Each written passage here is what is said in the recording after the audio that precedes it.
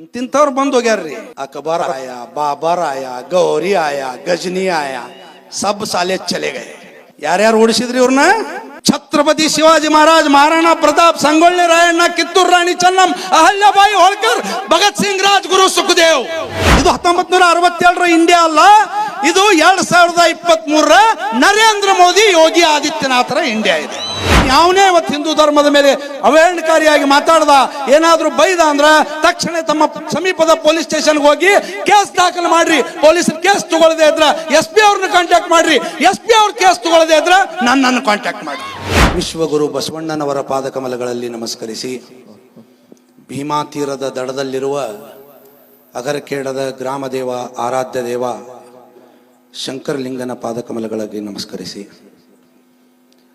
ನಡೆದಾಡುವ ದೇವರು ವಿಜಯಪುರದ ಜ್ಞಾನ ಯೋಗಾಶ್ರಮದ ಪೂಜ್ಯರು